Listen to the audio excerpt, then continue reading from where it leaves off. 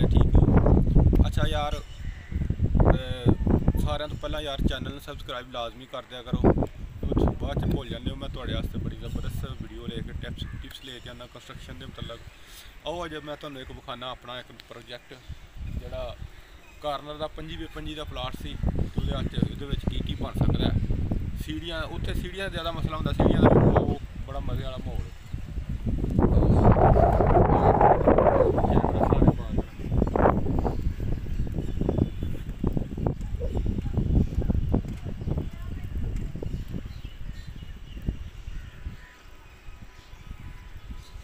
Corner है जी साढ़ा, जोड़ा ना इतने कार्नर है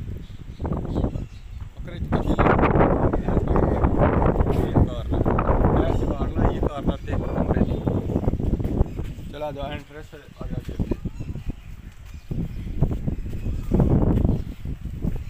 एंट्रेंस है साड़ी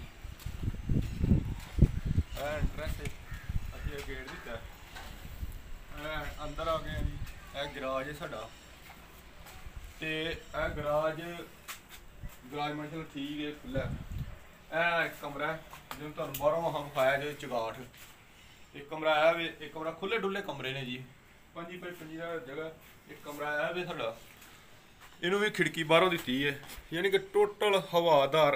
इधर कर है भी ये इधर भी खिड़की दी है। इधर थले साड़ा बाथरूम बन जाएगा।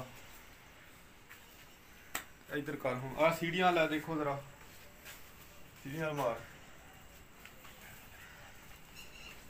आ देखो जी माशाल्लाह जी उत्ते जा रहे हूँ। अगला साड़ा नवा शुरू कर देना। आ जाओ जी आ जाओ दोस्तों, थोड़े तक वीडियो मेरी पहुँच गई इसलिए चैनल सबसक्राइब करो यार, हुणे ही कर दवो। तो यह वेखो असीं सीढ़ियाँ ते उपर आ गए। साडा उपर वाला पोर्शन जोड़ा शुरू होया है, काम स्टार्ट है। तो अज माशाल्लाह रब दी रहमत हो रही है, बारिश हो रही है, उस वजह तो साडा काम अज लेट है। आ जाओ जी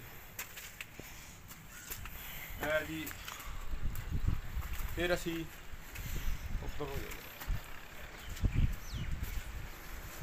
उपर असी बड़ा प्यारा सिस्टम बनाया। एक कमरा से वो दिता है ठीक है, नाल ही खिड़की दी है। फिर वो कमरा दिता है अगे कमरा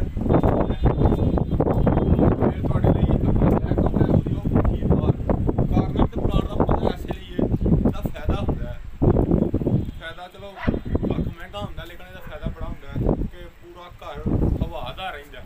फिर यह कमरा ओदी खिड़की है अगे आ जाओ। देखो बालकनी, एक छोटी जी बालकनी बना दी है। बंदा बाहर खड़ा हो गया कार्नर से खड़ा होकर बंदा बाहर गया पोजीशन देख सकता है। अच्छा किचन भी बड़ा यार प्यारा बनया है, देखो जरा